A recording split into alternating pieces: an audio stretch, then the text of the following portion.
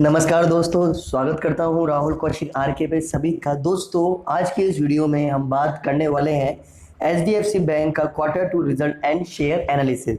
दोस्तों, HDFC bank quarter two result बाहर आ गया है और अब तक ये सबको पता चल गया है कि एचडीएफसी बैंक ने बेहतरीन रिजल्ट दिखाया है। पिछले साल के मुकाबले 18.4% का ग्रोथ रजिस्टर किया है एचडीएफसी बैंक ने।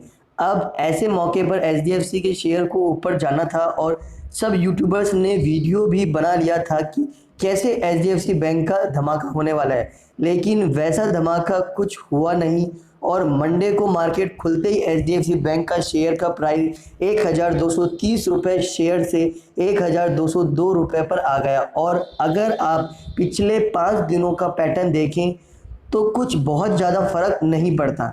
एचडीएफसी के शेयर प्राइस ऐसे ही फ्लक्चुएट कर रहे थे और वही पैटर्न रिपीट हो रहा है। तो आज का वीडियो में मैं आपको बताऊंगा कि हर टॉपिक पे, हर क्वार्टर के रिजल्ट पे धमाका होने का दावा करने वाले वीडियो से हम कैसे बच सकते हैं। दोस्तों, याद रखिए, वीडियो बनाना इम्पॉर्टेंट नहीं है दोस्तों, इम्पॉर्टेंट है कि आप यानी हमारे ऑडियंस को सही डायरेक्शन मिले।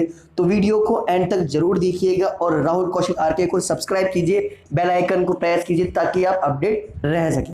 क्वार्टर रिजल्ट का एनालिसिस। एचडीएफसी बैंक ने क्वार्टर टू में 18.4 का प्रॉफिट अनाउंस किया।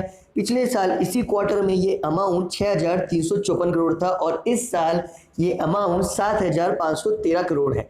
अब ये प्रॉफिट कैसे इंक्रीज हुआ है ये समझते हैं दोस्तों, तभी आप समझेंगे कि शेयर प्राइस पर इसका क्या इम्पैक्ट होगा। और कोई भी वीडियो अगर ऐसे टॉपिक को इग्नोर करता है और इसका 3.4 टेक्निकल मार्कर दिखाकर और क्वार्टर में 18% का ग्रोथ हुआ है ये दिखाकर कहता है कि धमाका होने वाला है, तो आप खुद समझ सकते हैं और आप खुद समझ जाएंगे कि ऐसे वीडियोस के प्रेडिक्शन को फिल्टर कैसे करना है आपको। एचडीएफसी बैंक के प्रॉफिट इंक्रीज होने का मेन रीजन कुछ ऐसे है दोस्तों।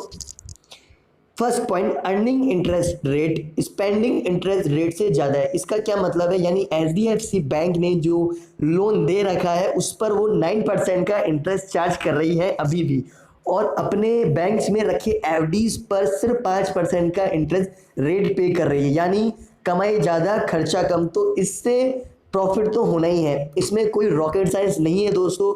और ये बात आप समझ लीजिए, बैंक्स के फिक्स डिपॉजिट रेट कम होने से लॉस आपके और मेरे जैसे लोगों का ही हुआ है, और सबसे ज़्यादा लॉस हुआ है देश के सीनियर सिटीजन के लोगों का, क्योंकि वो इस एज में कहाँ से शेयर मार्केट या फिर म्यूचुअल फंड में इन्वेस्ट करेंगे। उनको एफडी पर ही भरोसा करना पड़ेगा और वो रास्ता धीरे धीरे बंद कीजिए।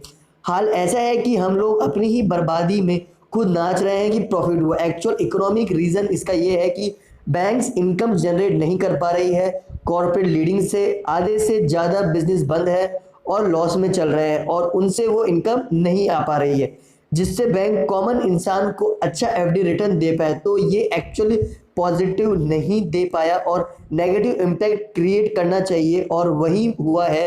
क्वार्टर टू रिजल्ट आने से पहले सेशन में शेयर गिरा है, ज़्यादा नहीं मगर गिरा जरूर है, और धमाका नहीं हुआ है क्योंकि शेयर मार्केट यूट्यूबर्स के भरोसे नहीं चलती है दोस्तों, और आपको यानी इन्वेस्टरों को शेयर मार्केट का मन समझना ही पड़ेगा और ये जरूरी है। दूसरा पॉइंट दोस्तों, क्वार्टर रिजल्ट अच्छा होने का दूसरा बड़ा रीज़न है कि डिपॉजिट का इंक्रीमेंट हुआ है, यानी लोग ज़्यादा पैसा जमा कर रहे हैं बैंक्स में। इससे पहले सब इस न्यूज़ पे उछल कूद मचा दे, समझ लेना जरूरी है कि डिपॉजिट बढ़ने का मतलब क्या है। पेंडेमिक का लॉकडाउन अभी भी पूरी तरीके से खुला नहीं है दोस्तों। अभी भी किसी को फ़ोन करोगे तो सबसे पहले मैसेज आता है कि पब्लिक प्लेस में भीड़ ना करें, बिना कारण घर से ना निकले। जब लॉकडाउन खुलने के बाद ऐसा हाल है तो फिर पिछले 6 महीनों में तो सब घर में ही है, बिल्कुल बंद थे। और जब आदमी घर में बंद होता है तो पैसा क्या हवा में खर्चा करेगा दोस्तों। ऑनलाइन डिलीवरीज भी बैंड थी, सिर्फ दूध, आलू, मेडिसिन जैसे एसेंशियल को छोड़ के आदमी कितना पैसा खर्च करेगा इन सारी चीज़ों पे। अब ज़्यादा से ज़्यादा लोगों का सैलरी अकाउंट एचडीएफसी बैंक में है। एटीएम विड्रॉल भी बंद थे, लोग एटीएम जाने से डरते थे कि कहीं उन्हें कोरोना ना हो जाए, तो पैसा बैंक में जमा होता रहा पूरे 6 महीने। और यही रीज़न है कि डिपॉजिट बढ़े हैं। इसमें खुशी की बहुत नाचने वाली कोई बात नहीं है दोस्तों। जैसे ही लॉकडाउन खुलेगा स्पेंडिंग बढ़ेगी और डिपॉजिट कम होगा, यानी क्वार्टर 3 में ये फैक्टर नहीं होगा और बैंक्स को असली इनकम कहीं और से यानी उनके कॉर्पोरेट क्लाइंट से ही करनी पड़ेगी। जैसे मैंने कहा है कि ये बहुत बड़ा डाउटेबल और डाउटफुल एरिया है, इसलिए शेयर में वो धमाका नहीं हुआ है जो कहकर लोग वीडियो पर 50 से 1-1 लाख व्यूज बना रहे हैं। थर्ड पॉइंट और एक रीजन प्रॉफिट का ये है दोस्तों कि एसेट्स क्वालिटी बड़ा है, यानी नॉन परफॉर्मिंग एसेट्स, यानी ऐसे एसेट जिन्हें कोई इनकम नहीं होता बैंक्स का या लोन्स जैसे एसेट्स कम हुआ है। अब ये भी एक कॉम्प्लिकेटेड टॉपिक है। सुप्रीम कोर्ट ने रिसेंटली एक वर्डिक्ट ने एनपीएस को रीक्लासिफाई किया था, मतलब कौन से एसेट्स को एनपीए कहा जाएगा और किसको नहीं, वो बताया था। अब समझिए जिस चीज को कैलकुलेट कर रहे हैं इसका फॉर्मूला बदल देंगे तो रिजल्ट कुछ और आएगा। इसका मतलब ये नहीं कि वो चीज सही मामले में बदल पाए। एनपीएस कम हुए 28 बेसिक पॉइंट, यानी अभी एचडीएफसी बैंक का एनपीए का अमाउंट है 1.08% जो 1.36% था। ये भी कैलकुलेशन या जाइंट बदलने से ही हुआ है।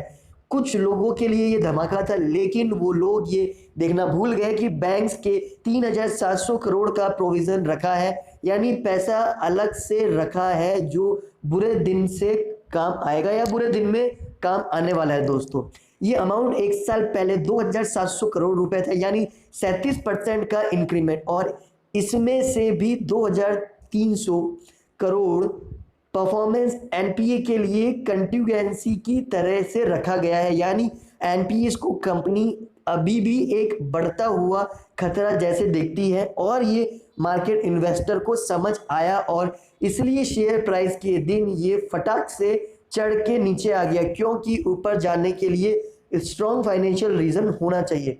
रैंडम एनालिसिस से कैसे बचे दोस्तों, ये बहुत इंपॉर्टेंट है, इसको जरूर देखिए। तो दोस्तों कोई भी एनालिसिस गलत या सही नहीं होता, सबका अलग अलग पर्सपेक्टिव रहता है, लेकिन सबसे सटीक वो नजरिया होता है जो सारे पहलुओं को देखे समझे और आपको उसका मतलब बताए। यहाँ सारा पहलू को मैंने आपको समझाया है। मैंने आपको ये कहा है कि रिजल्ट जो फैक्टर्स रिस्पॉन्सिबल है वो कितना रिलेवेंट है और वैलिड है लॉन्ग टर्म में। सच बात यह है कि फाइनेंशियल सेक्टर बहुत प्रेशर में है, बिजनेस बंद हो चुके हैं, डिमांड नहीं है, देश की इकोनॉमी भी बुरे हाल में है, जीडीपी पर कैपिटा भी काफ़ी कम हो चुका है। इस पर मैं ऑलरेडी वीडियो बना चुका हूँ, आप मेरे वीडियोस में जाके देख सकते हैं। दोस्तों हालात में बैंक्स या फाइनेंशियल इंस्टीट्यूट पर ज़्यादा पॉजिटिव आउटलुक में नहीं है। ये एक बात अच्छी है कि एचडीएफसी बैंक ने लगातार 4 क्वार्टर में ग्रोथ करना एंड पॉजिटिव करके दिखाया है, मगर कैसे दिखाया वो इन्वेस्टर जानते हैं और इसलिए प्राइस में वो इफेक्ट दिख गया है। आपको भी समझना पड़ेगा कि रोज रोज के धमाके से बचना पड़ेगा, क्योंकि याद रखिए सच में अगर धमाका हुआ भी तो किसको बोलकर नहीं होगा, बिना बताए हो जाएगा, और जो धमाका बोल के किया जाता है उसके पीछे बहुत सारे लोगों का खेल होता है दोस्तों। इसलिए अच्छा इन्वेस्टर वो होता है जो देखें सब कुछ लेकिन पेशेंट के साथ में काम करे और अचानक होने वाले धमाके से अपने आप को बचा के रखे। तो दोस्तों उम्मीद करता हूँ ये वीडियो आपको बेहद पसंद आया होगा, और अगर आपको ये वीडियो पसंद आया तो मुझे एनकरेज कीजिए, इस वीडियो को शेयर कीजिए कि ज़्यादा से ज़्यादा इन्वेस्टर को नॉलेज मिल सके कि बेसिक रीज़न क्या है। मैंने मेन पॉइंट्स को इसमें लिया है दोस्तों। तो दोस्तों मैं उम्मीद करता हूँ आप इस वीडियो को शेयर करेंगे, लाइक करेंगे, कमेंट करेंगे। धन्यवाद दोस्तों, अगले वीडियो में मिलते हैं।